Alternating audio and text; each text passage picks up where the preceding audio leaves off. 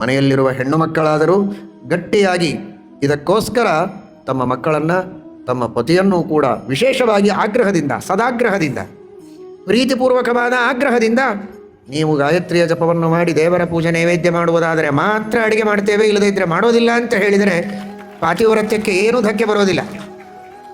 ಅಷ್ಟು ತಲೆ ಕೆಡಿಸಿಕೊಂಡಿಲ್ಲ ಅಂತ ಅನಿಸ್ತದೆ ಯಾರು.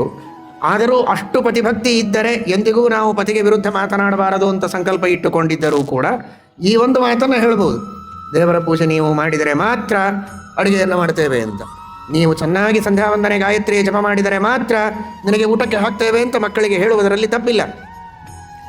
ಉಪನಯನವಾಗಿರಲಿಲ್ಲ, ಗಾಯತ್ರಿಯ ಜಪ ಮಾಡುವ ಅಧಿಕಾರ ಇಲ್ಲ, ಆ ಸಂದರ್ಭದಲ್ಲಿ ದೇವರ ಸ್ಮರಣೆಯನ್ನು ಮಾಡಿ, ದೇವರ ನಾಮಸ್ಮರಣೆ ಮಾಡಿ, ನಾಮ ಸಂಕೀರ್ತನೆಯನ್ನಾದರೂ ಮಾಡಿ, ಕೃಷ್ಣಾರ್ಪಣ ಹೇಳಿ ಊಟವನ್ನು ಮಾಡಿ.